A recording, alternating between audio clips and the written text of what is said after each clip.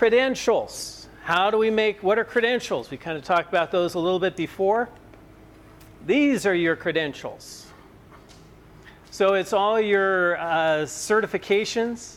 I even like the idea that you list what your certifications are. Trade associations kind of ran out of room, but you guys are involved in it. If you're in the wool board, you should have that. Anything that you can get a logo for an organization which is industry related, do it. And make those visible on all your printed materials and your digital materials. Social acceptance. What do other people think about you? So this is what are the big ones here. So if you have a 5-star rating with Yelp, flaunt it. And that should be a link to your page so they can read all those 5-star reviews. Don't lie about that one. You'll be busted so fast. And how many years in business have you been in? And then Diamond Certified, that's a big one around here. That's hard to get qualified in. If you're qualified for that. Anybody here in Diamond Certified? Yeah, Jeff, you are. The credential is worth a lot. It's not a tangible, it's like it's going to get you the jobs that justify it. If you pay the money, you Diamond Certified. Exactly. Okay. And then Super Service Award, if you have that and it's active, be sure to include that in your material. And then the Better Business Bureau, I kind of faked their emblem. That is not official. So if Better Business Bureau saw that, they might not like me. But I want to show that off. So that would be one of the things that I put in there. But anyway, this kind of shows, yep, you've been around, people accept you, you have good rankings and all those things. And many times they will turn to Angie's List and to Yelp to check what your ratings are. It's very powerful.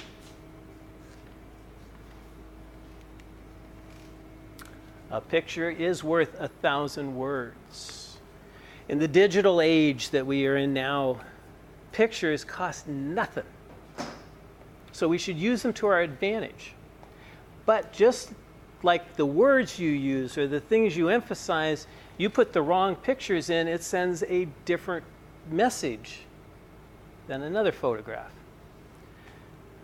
So I arbitrarily chose this company. I mean, I just said, who's a company in Colorado, Denver?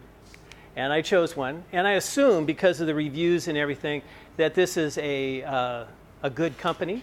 So if you know who this person is, I again, kind of like the coupons, nothing personal against him, but I just wanted to show you what is so common when it comes to photographs. And again, see if you see the theme of what kind of photographs they have. So this is the collection, so we'll see the close-up ones. And so this would be a type of before and after picture. Nice job, though. Yeah? How many years do you think it's been since that was cleaned?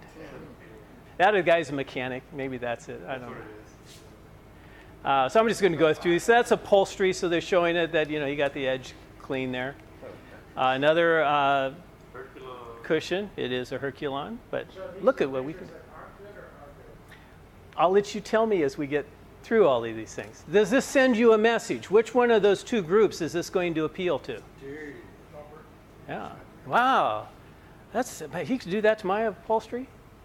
I like that guy. That's impressive. Wow. Look at that powerful equipment. Wow. Look at what it's doing there. Oh, man. Yeah, mine kind of looks like that, the before part, yeah? You sat on that? Yeah, lots of times. And the dog and okay. And this is, in Yelp, you don't want to separate your before and after pictures because unless you pay them money, they can juggle those up.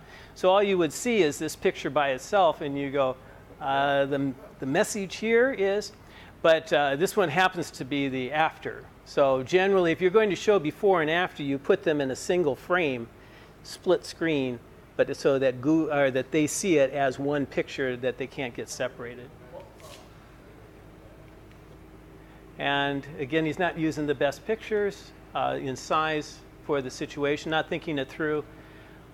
I'm not sure what that, I think that's soap suds there. I'm not sure what he was showing, but there's, needs a better description on it. I have no idea what that was of. And this is just a funny picture, I guess. Customer please. White dog, maybe he steam cleaned the dog. Fluffy, okay. And this one I had to look at it a couple of times and I go, oh no, that's a duct, yeah. That's a vent duct. I'm assuming that's, in the floor. Damn. Okay, this picture.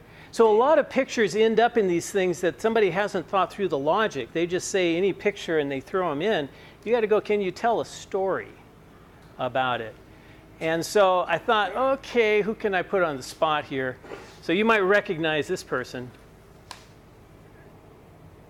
Notice the change in pictures. So what we're looking in a photograph is we're trying to be in front of showing what kind of houses we are in on a regular basis and that you know how to work in those environments and do it safely. And so let's just go through the individual pictures. Bill, what was that one review of that? Over here hiding in the back. It looks like a really old picture because look, 10 years ago. How long ago was that? I don't know. Got that. Yeah. But showing a consumer, either greeting a consumer at the door, talking to them, these are all powerful pictures. And then it's, what kind of houses do you work at? There's a picture where she has to make up lunch because it's there all day. I've had customers do that for me. And so what does that tell you about this company? Do you think this is a budget company?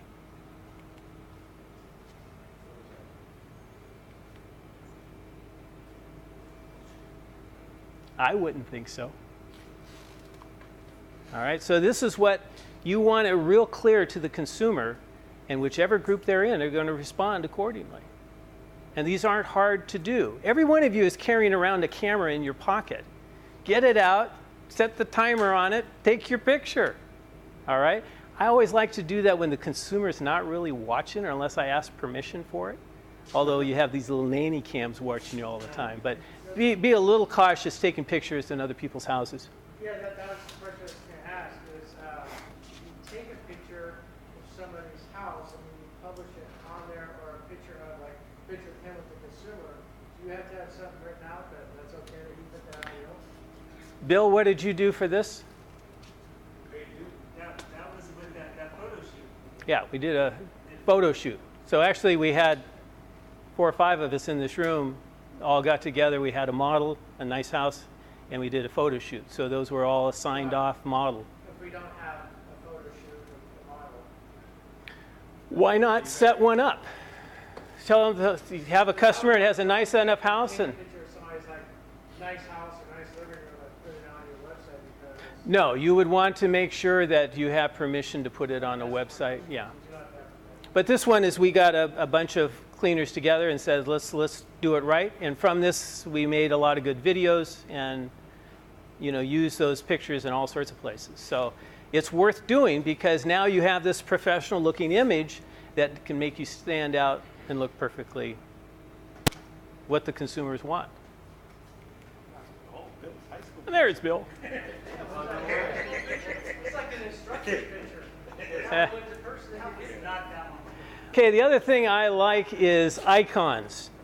You have less than 10 seconds before people will bounce off of your website.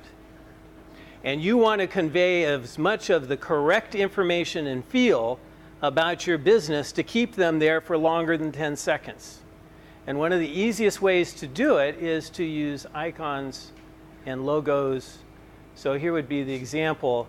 You put this here and in a glance, people may not know what those things are, but suddenly it gives them consumers don't know who IICRC is, but it sure looks official. All right, so you want to include those wherever you can. And be sure you put the CFI one on there. And just put those, whatever it is, put everything you can so in a glance they get a feel and then they can go back and read the copy to find out what those things are all about.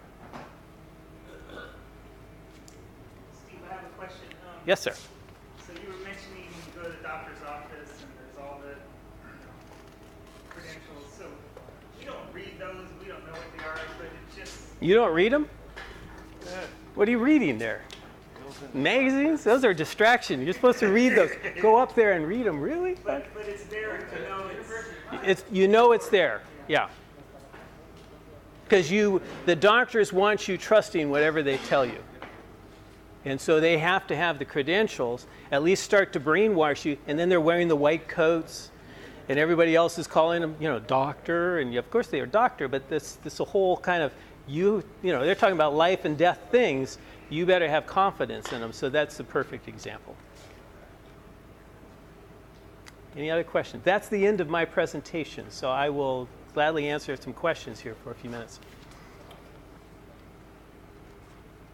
Wow. What's the easiest way would you suggest if let's say for instance, I don't advertise obviously, but if I wanted to get away from my advertising, what would be one of the easiest first steps to get away from that? It would be to clarify, first of all, brand your company, but I know yours is well branded. Yeah. But just make sure that follows through every other place. Okay. Things like having your vehicle look clean. Yeah. I'll go to another extreme, is when I was cleaning, I would go through 6 shirts, work shirts, in one day. Right. Because I would show up at the job, I'm fresh, right? And I would go clean, but how long until I'm all hot and sweaty? We're working at 100% humidity, all right? Before I got to collect the job, I didn't want to go collect a $500 check and be smelly, all right? So I would go out to the van, and inconspicuously I would towel off, swap shirts, comb my hair, and go collect on the bill, all right? So now the consumer probably doesn't pick up anything except at least I don't stink. That would have been a negative. I'm preventing a negative from happening. Boy, you clean up nice. He's good. He's good. All right, so I collect on the bill. Now I pick up I always would leave the hoses to the end because you don't want the customer saying, oh, would you get this one other little powder room? How many times have you picked up all your hoses and they want it and you go, no, I got to get to my next job? So I would always leave those hoses and everything outside the door, out of the house before I got paid. But I didn't have to go reset up everything if they needed something. And then what I would do is then I pick up all that equipment, get in my hot van, drive to the next job. I'm all hot and sweaty and wilted again.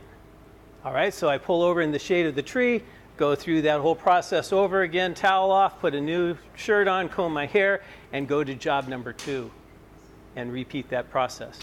My wife did not mind doing my laundry. All right, but these are the little things that you do that they don't know what it is, but you sure come across a lot more together than that last stinky guy, all right? So your whole image, how clean is your vehicle? To me, I always had a white van because you could get away with murder with the van, but I made sure the glass and the chrome shined. And then it was always, I never washed it, I daily buffed it. Took spot cleaned it and made sure everything looked good. So these are the little things, but your equipment needs to look good. It always needs to work. And so it's these things that you start to create a value and people will refer you more. And then the other thing is if you're trying to build those exclusive consumers, you must stay in touch with them. If you think that they will stay loyal to you, they'll simply lose your phone number and be in a jam, and you would have forced them to call someone else. So you need a follow-up system or they will drop off faster than they should. What about videos? Videos are very helpful. I didn't want to go into that today, but yeah, because you got a video. Because when you have a well-done video, and yours is very well done. You'll create me one too. Did you? Yeah. Okay. Is that a good video shows you, and you just get time. The other thing that's nice about a video is it shouldn't be over about 90 seconds in length, but Google is seeing that people are on there doing something for 90 seconds, which boosts your SEO. So there's all sorts of good reasons for doing it. But yeah, anything else? All right. Wish you all the best. Whatever you can put in, do it. Thank you so much for the presentation.